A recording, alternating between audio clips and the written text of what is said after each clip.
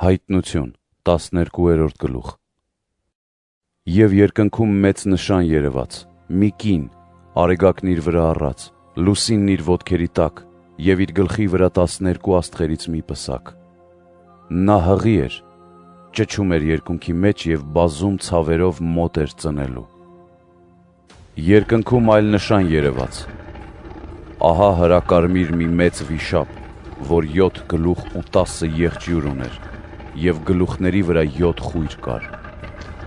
Եվ նրա պոչը քաշեց տարավ երկնքի աստղերի 1/3 մասն ու դրանք գցեց երկրի վրա։ Նա եկավ կանգնեց այն կնոջ առաջ, որ ծնելու վրա էր, որպեսզի երբ կինն իր որդուն ծնի, կուլ տա նրան։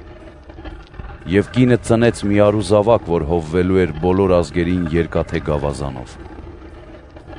Նրա որդին հափշտակվեց ու տարվեց Աստծու և նրա գահի մոտ։ Եվ կինը փախավ դեպի անապատ, որտեղ նրան տեղ էր պատրաստվել Աստծու կողմից, որպեսզի այնտեղ կերակրվի 1260 օր։ Եվ երկնքում պատերազմ եղավ։ Միքայելը և իր հրեշտակները կռվում էին վիշապի դեմ։ Վիշապը կռվում էր իր հրեշտակներով։ Բայց նրանք չկարողացան դիմադրել և երկնքում նրանց համար տեղ չգտնվեց։ Եվ ընկավ մեծ վիշապը, առաջինոցը, որ կոչվում է Բեեղզեբուղ և Սատանա, ամբողջ աշխարհը մոլորեցնողը, և նրա հետ ընկան նաև նրա հրեշտակները։ Եվ երկնքից լսեցի մի բարձր ձայն, որ ասում էր. Այժմ եկավ մեր Աստծու փրկությունը,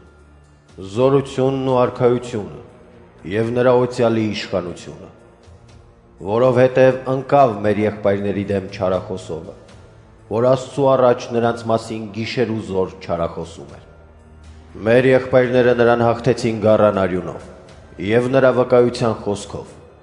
որովհետև չհամաձայնվեցին վիշապի հետ մինչև մահ։ Դրա համար թող ուրախ լինի երկինքը և բոլոր նրանք, որ բնակվում են նրա մեջ։ Վայ ձեզ երկիր և ծով, որովհետև ձեր մեջ ընկավ բանսարկուն մեծ ցասումով, քանի որ նա քիչ ժամանակ ունի ապրելու։ Եվ երբ վիշապը տեսավ, որ ինքը երկիր ընկավ, հետապնդեց այն կնոջը, որ արուզավակ էր ծնել։ Եվ կնոջը տրվեց մեծ արծվի 2 թև, որպեսզի թռչի անապատ, իր տեղը, որտեղ կկերակրվի որոշ ժամանակաշրջան, մի ժամանակաշրջան և մի կես ժամանակաշրջան, հեռու օձից։